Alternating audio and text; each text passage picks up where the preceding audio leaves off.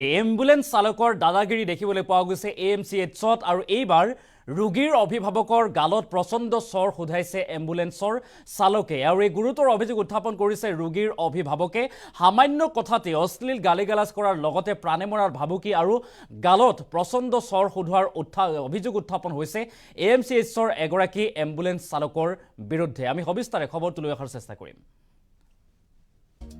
অসম চিকিৎসা মহাবিদ্যালয়ত এম্বুলেন্স চালকৰ গুণ্ডাগিৰি এম্বুলেন্স চালকে গুণ্ডাগিৰি চলাইছে দাদাগিৰি চলাইছে এম্বুলেন্স চালকে ৰোগীৰ অভিভাৱকক প্ৰহাৰ কৰাৰ গুৰুতৰ অভিযোগ AMCHত ৰোগীৰ অভিভাৱকক প্ৰচণ্ড চৰ মৰাৰ অভিযোগ এম্বুলেন্স চালকৰ বিৰুদ্ধে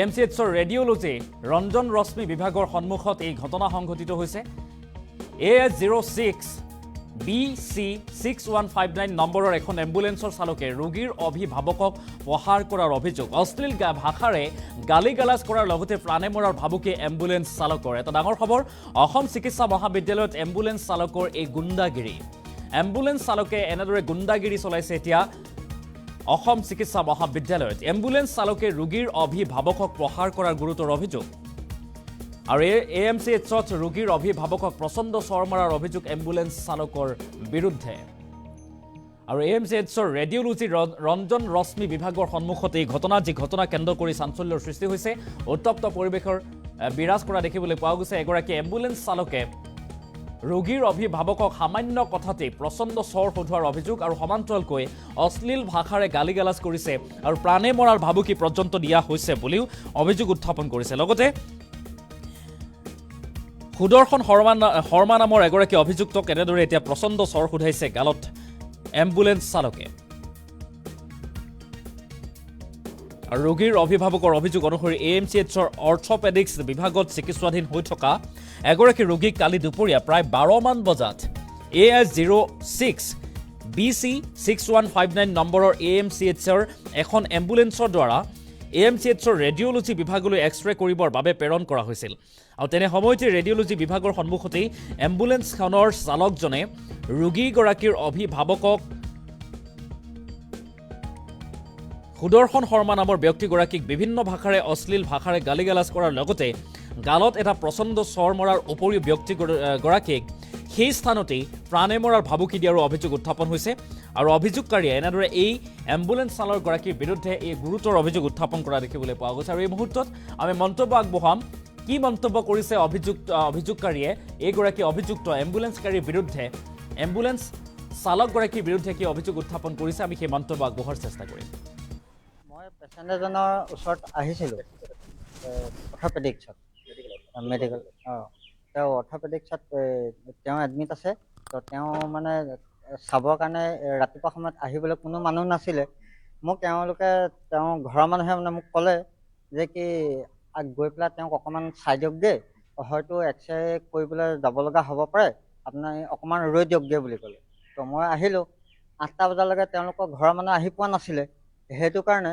মই বোলো হ'ব মই আছোঁ যেতিয়া কাৰোবাক কৈ পেলাই এম্বুলেন্সত নি পেলাই মই এক্সৰেটো কৰাই আনিম সেই বুলি গ'লোঁ নমাই আনিলোঁ ঠিকেই ইয়াত ট্ৰলি চলি মই যেনে তেনে মানুহজন এম্বুলেন্সত উঠালোঁ উঠাই পেলাই এক্সৰে ৰুমত লৈ গ'লোঁ এক্সৰে ৰুমত নিয়াৰ পিছত তাত নমোৱা সময়ত মইতো কেতিয়াও এইবিলাক কাম কৰি পেলাই নাই পোৱা গতিকে মোৰ অকণমান খেলি মেলি স্বাভাৱিকতা লাগে জ্ঞানী মানুহ এজনৰো লাগে মই বাৰু মোৰ নিজক মূৰ্খ বুলিয়ে কৈছোঁ কিন্তু তেওঁ মোক বেয়া শব্দ এটা ব্যৱহাৰ কৰি পেলাই কৈছে সেইখন নাই দেখা নেকি বেয়া শব্দ কৈছিলে মই সেইটো কাৰণে একো নক'লোঁ মই তেওঁৰ ফালে মানে খঙেৰে চোৱা নিচিনাকৈ চালোঁ কোনো অৰ্থ নোহোৱাকৈ বেয়া শব্দ ব্যৱহাৰ কৰি মোক কেলৈ তেনেকৈ কথা কৈছে মানে মই সেইটো দৃষ্টিভংগীত মই তেওঁৰ ফালে চালোঁ তেতিয়া তেওঁ কৈছে মোৰ ফালে কি চাইছ বুলি কৈ কথা নাই বতা নাই আহি মোক একদম পূৰ্ণহতীয়া চৰ এটা সোধাইছে মানে অনৰ্থকভাৱে মই যদি তেওঁক কিবা এটা বেয়াকৈ ক'লোহেঁতেন তেতিয়া তেওঁ মোক মৰা হ'লেও মোৰ গাত নালাগিলেহেঁতেন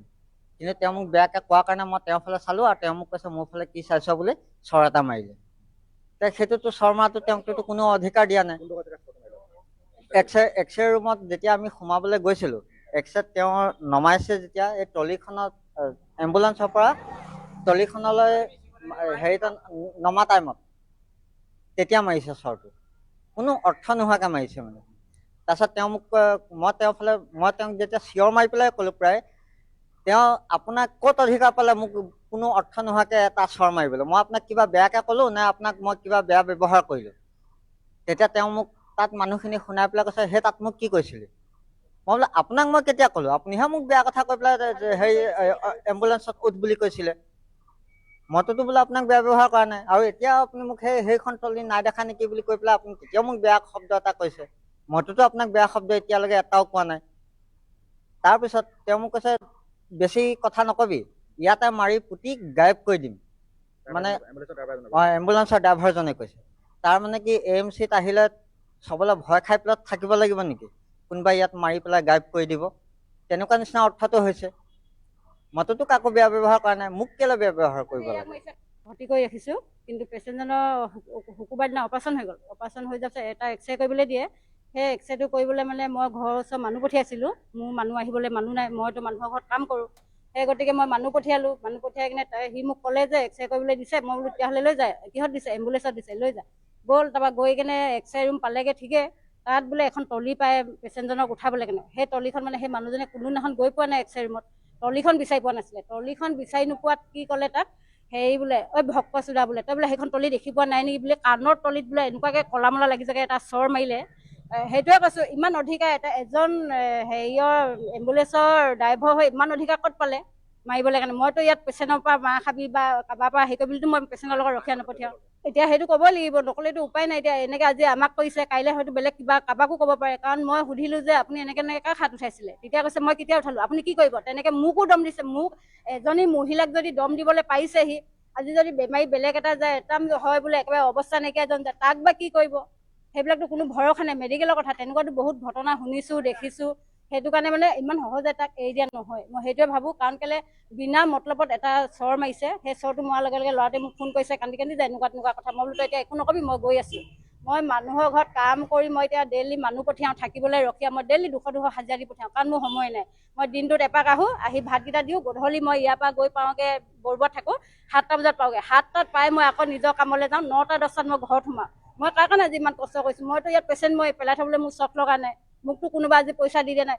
মইতো লোকক চৰ খাবলৈ পঠিওৱা নাই। আজি সেই মানুহজন এতিয়া মই বেলেগ মানুহ পঠিয়াইছোঁ। পেচেণ্টটো যদি এক্সৰে ৰুমতে এৰি থৈ গুচি গ'ল হ'লে, তেতিয়া কোনে ৰিক্স ল'লে হ'লে? সেই ৰিক্সটো এতিয়া মইতো গম নাপালোঁ হ'লে। সি যদি খঙত মোক ফোন নকৰাকৈ যদি এৰি থৈ গুচি গ'ল হয়, তেতিয়াতো মই গম নাপাওঁ। পেচেণ্ট ভৰ্তি কৰিছোঁ মই অৰ্থপেডিকত, অৰ্থপেডিকত কঁকালৰ অপাৰেশ্যন হৈছে। তাৰপিছতে সেই তালৈ এক্সৰে কৰিছিলে, শুকুৰবাৰ দিনাখন অপাৰেশ্যন হৈ গৈছে। অপাৰেশ্যন হৈ যোৱাৰ পিছত আজি এক্সৰে এটা কৰিব দিছিলে। এক্সৰেটো কৰাৰ পিছত হয়তো চুটিও দিব পাৰে। সেইটো কাৰণে মই মানুহৰ ঘৰতে কাম কৰোঁ, সেই কাম কৰাৰ পৰাই মোক ফোন কৰিছে, মই লগা লগ ওলাই গৈছোঁ।